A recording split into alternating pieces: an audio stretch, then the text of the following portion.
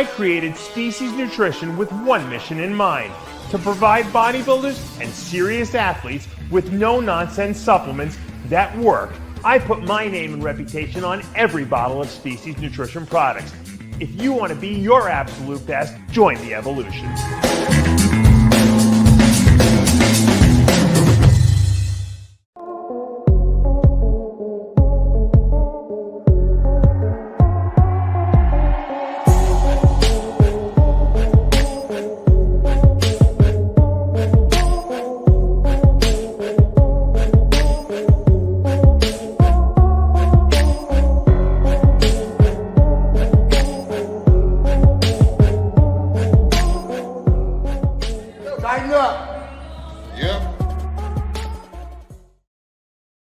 I'm considering starting IGF-1 LR3. What would be a dose for someone who has never taken it?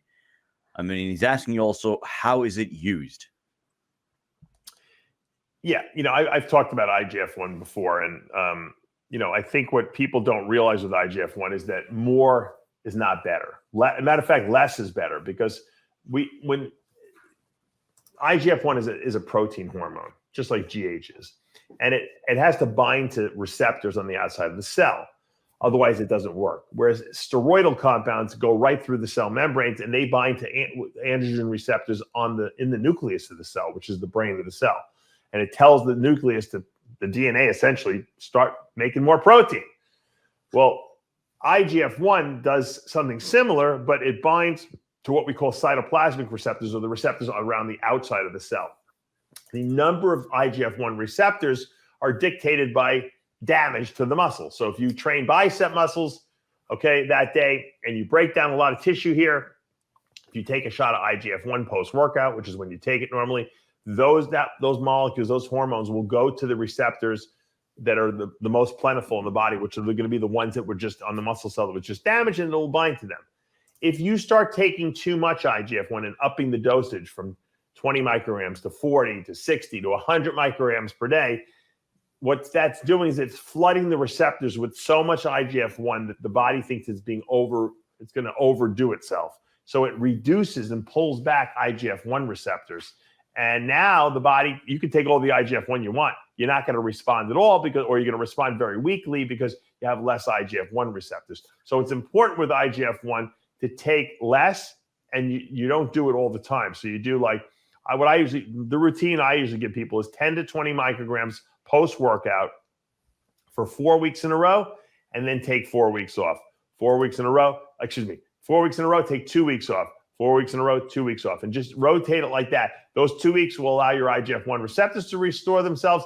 By taking a maximum of 20 micrograms per day, you're never going to really shut down those receptors too much, because you're not overwhelming the body with IGF-1. I know IGF-1 is a lot cheaper. You can afford to take more than you would take with GH, but more is not better. More is worse for IGF. It will shut down your ability to respond to this drug. Take a couple of more questions. Lomna Sachdeva, another training-related question. How long would you take rest or back off from training altogether if you strain but not tear? I mean, he specifically mentions bicep. I don't know if you want to maybe take it to any other muscle area groups. Mm-hmm. I have injured muscles before. Never tore anything until I slipped on a staircase, in 2012. But the truth of the matter is that everyone's a little different, I guess. And when you're working out, whether it be biceps or triceps or chest, you have to know where the line is, with your body. If you're going to go too heavy, you're going to tear. I just lost track of it. What was the question again, Sid? What was he asking specifically about? Sid, I lost you. Hold on. No. Oh. Muted myself. Yeah, no. My son brought home something from school, obviously. So now what was the original question? The question was, if you strain but not tear a bicep. Oh, right. Okay. Yeah, I don't know. Yeah. How long would you back off? How long would you, I guess, rest if not back off from training altogether? Okay. Now, if you didn't tear it, then obviously you probably, a strain really is a tear. It's a very small tear, obviously. Whereas a tear, the way we would define it as bodybuilders, is something got ripped in half. But by and far, a strain is a minor tear. Okay. And so it's really going to be dependent on pain and, scar tissue buildup. And what I tell people to do is always try to give that body part like at least 48 hours rest, and then start to lightly massage that area to break. You don't want scar tissue building up, because once scar tissue builds up, if you train it, that scar tissue is going to tear and it's going to be uncomfortable. So to prevent it from building up to begin with, after 48 hours, you can get light tissue massage. Probably after a week, you want to do deep tissue massage to break up the rest of it. And so by the next, the next run of workouts, if you're training each body part once a week, you should be able to train it lightly. So the first one back, you go lightly. If it doesn't hurt, the following week, you go a little heavier. By the third workout, you should be up to your natural weight again. If it is hurting you while you're training it and you feel it, then back off again and give it more time. If it feels great, doesn't mean to go push it right up to max again, because you could re-tear it. So it's a 3-week, I usually say it's a 3-week rehab, but you're still training. You're just not training at maximal weights. The real Nick Lucas, what type of fish do you think is best for prep and why?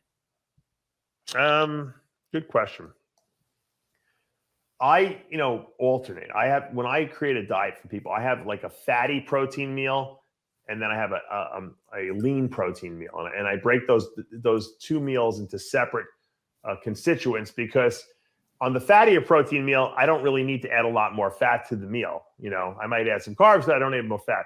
Whereas the lean protein meals that have their protein sources that have low fat in them, like chicken breast and turkey breast and white fishes, I would definitely add a fat source, whether it be some avocado or macadamia nut oil or some nuts or some whatever the case may be.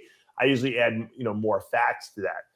So if you're going to eat fishes that are in a leaner category, like cod, and cod's great because most of it's wild caught, whereas tilapia, most of it's farm raised, not so good for you.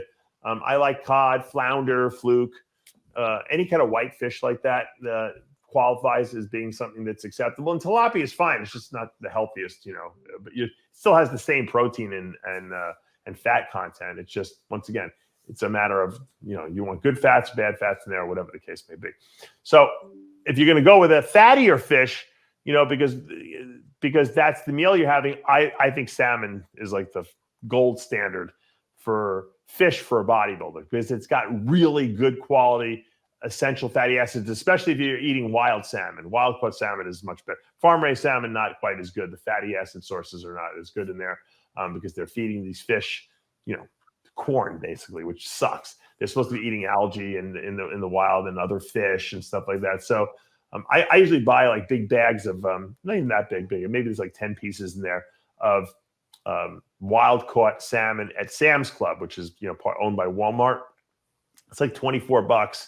I think you get like 10 or 12 pieces in there. It's very reasonably priced for about a 6-ounce piece of wild caught salmon. It's the sockeye salmon, which is some people like the Atlantic salmon better because it's got more fat and it's a little softer. I like the sockeye. I think the sockeye is much, much healthier for you, but either way, it's the same thing. So I like salmon for fatty fish, cod for like a white fish.